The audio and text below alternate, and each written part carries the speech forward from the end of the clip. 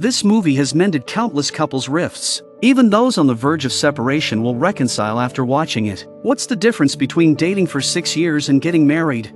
Even though this couple had been together for 2,190 days and nights, the man still broke up with his wealthy girlfriend. To him, she was nothing but a lunatic. 6 years ago, No Jong-yeol was just an innocent college student. One day, he happened to save a girl. The girl was choking on something and couldn't breathe. Jong-yeol, passing by, used the Heimlich maneuver to save her life. Despite his efforts, the girl fainted from prolonged lack of oxygen. Without thinking twice, Jong-yeol carried her to the hospital in a rush. Seeing the girl lying on the hospital bed, Jong-yeol couldn't help but wonder if he had encountered a romance straight out of a movie. To his surprise, the girl he saved started dating a handsome ER doctor. Although they were madly in love, they broke up in less than 2 months because the doctor turned out to be a jerk. Furious, Na-rae publicly cursed him out by name on the big screen during a nationally televised baseball game. Coincidentally, Jong-yeol saw this scene. Even though they hadn't kept in touch since he saved Na-rae's life,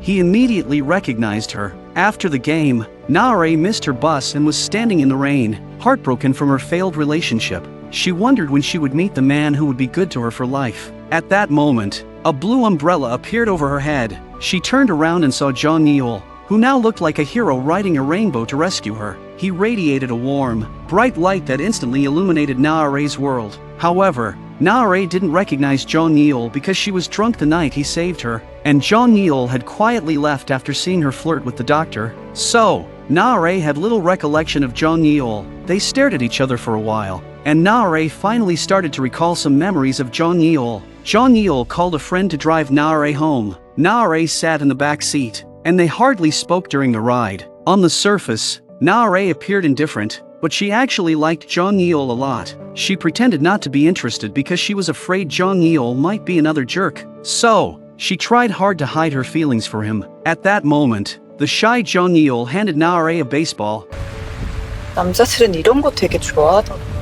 어디 산악회 가서 이모님 만나고 싶은 거 아니면 앞으로 이런 거 하지 마요. Na-rae's words immediately put Jong-yeol in an awkward situation. In the end, Na-rae took the initiative and asked Jong-yeol for his phone number. Just like that, their mutual affection blossomed into a romantic relationship. However, as time went by, various conflicts started to arise between them. Jong-yeol came from a poor rural family, while Na-rae was a wealthy heiress who spent money lavishly. During their 6 years of passionate love, Jong-yeol focused on passing the bar exam and was jobless, relying entirely on Na-rae for support. Na-rae's carefree personality meant she never minded, but Jong-yeol was insecure, sensitive, and often nitpicked. As a result, they frequently got on each other's nerves. In the end, their 6-year-long relationship came to an end, and they went their separate ways. After breaking up with Jong-yeol, Na-rae, out of spite, quickly arranged a date with a socially equal match. She put on a wedding dress less than 2 months after meeting her new suitor. However, she couldn't get Jong-yeol out of her mind. On the day of Na-rae's wedding, Jong-yeol was crying his heart out in a small bar. Realizing it was his last chance to win her back, fueled by liquid courage, he decided to crash the wedding, but an unexpected twist occurred. 내가 지금 너 뺏으러 가려고. Throughout the breakup, Na-rae had been waiting for Jong-yeol to suggest getting back together. Since Jong-yeol had initiated the breakup, Na-rae refused to admit fault. It wasn't until she put on her wedding dress that she realized she couldn't marry anyone but Jong-yeol. Marrying out of spite would be unfair to herself and to her new suitor. Ultimately, Na-rae chose to call off the wedding and ran back to Jong-yeol. Jong-yeol, kneeling and sobbing, admitted his mistake. Na-rae didn't complain. She simply told him not to be late next time. And so, they reconciled and began planning their wedding. Na-rae's family strongly opposed her marrying Jong-yeol, who was poor. Only her mother, fearing that breaking them up would hurt Na-rae, quietly supported her daughter's choice. In fact, Na-rae's mother even provided the money for their wedding preparations. However, Na-rae's father was adamantly against the marriage. Jong-yeol knelt in the yard of Na-rae's mansion as her father pointed a gun at his head. Despite his fear, Jong-yeol restrained himself from running away. Determined to marry Na-rae, it was only after Na-rae's persistent pleas that her father finally consented to their marriage. On their wedding day, their faces glowed with joy, believing that getting married was the best decision of their lives. but married life turned out to be completely different from what they had imagined. Jong Il described their life as a horror movie, with thrilling scenes ready to unfold at any moment. 지금도 영화 같아요. 방금 나 죽이려고.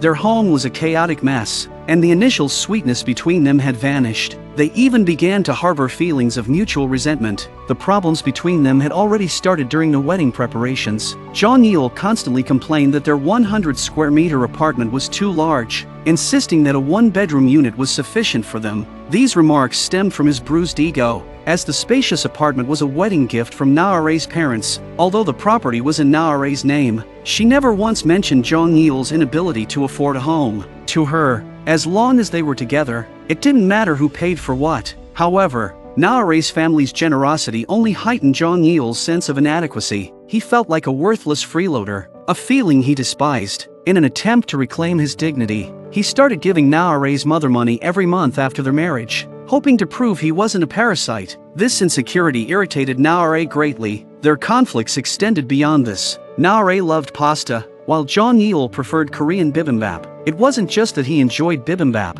he also disparaged pasta, trying to get Naore to eat bibimbap with him. On their honeymoon in Switzerland, Naore stayed cooped up in the hotel, refusing to go out, resulting in photos that featured only Jong Il. People joked that he wasn't on a honeymoon but on a solo mountain climbing trip, embarrassing both of them. Naore was particularly embarrassed because Jong Il's hiking gear for the honeymoon was borrowed. He saw no need to borrow old hiking gear, while Naore, the rich girl, couldn't understand his insecurity. At that time, Jong Il was unemployed and couldn't afford his own gear. He preferred borrowing over asking Naore for money, which made her feel he didn't see her as family. Jong Il's reluctance to ask for money stemmed from Naore's hurtful comment. 학원 선배 여동생 있어. 근데 결혼한대.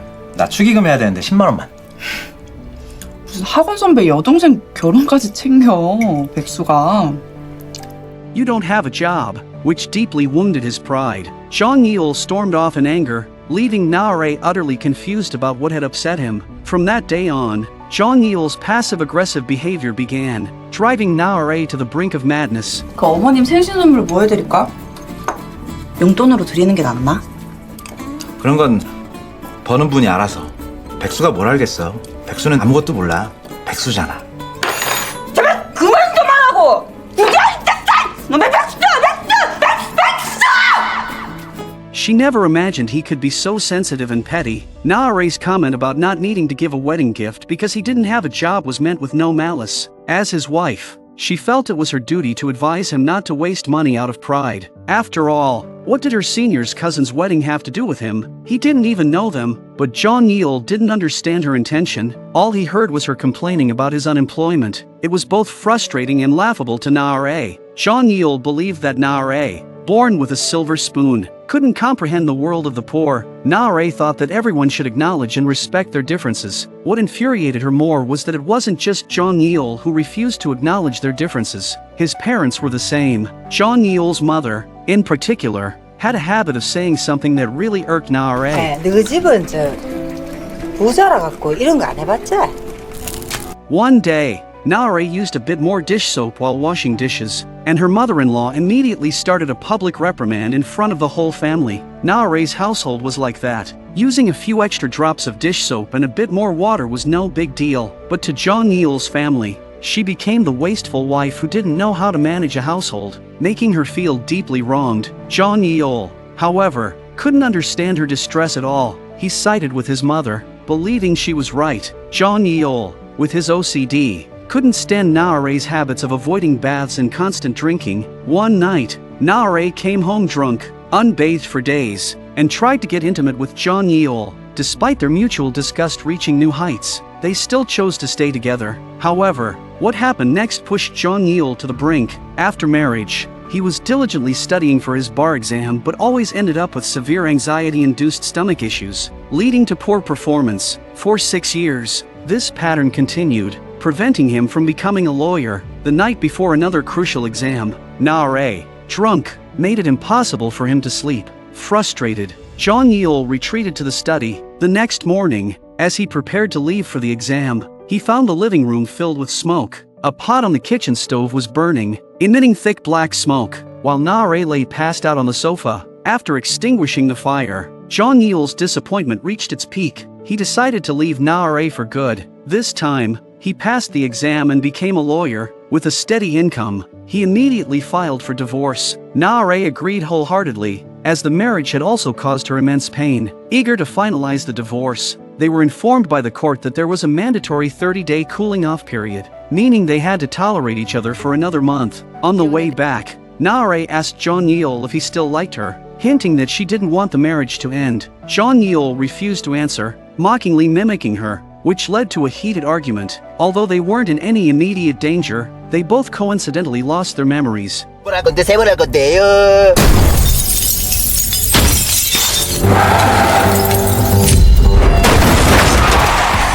From that moment, their animosity vanished. Replaced by curiosity and affection, they felt the same excitement as when they first started dating 6 years ago. Upon learning they were married, they were secretly delighted, seeing only each other's positive traits. While enjoying this renewed dynamic, Jong Yeol noticed an important reminder set on his phone for the 15th of the next month. They initially thought it was their wedding anniversary. However, a reminder from Na-rae's sister revealed it was the end of their cooling-off period, meaning they would no longer be married after that day. Confused, they wondered why they had decided to divorce when they clearly loved each other. A doctor suggested that living together might help them regain their memories through everyday details. Seeing the chaotic home and a shattered wedding photo, they began to piece together their troubled past. Jong Yeol found a baseball on the floor with the words, "Will you go to the baseball game with me next time?"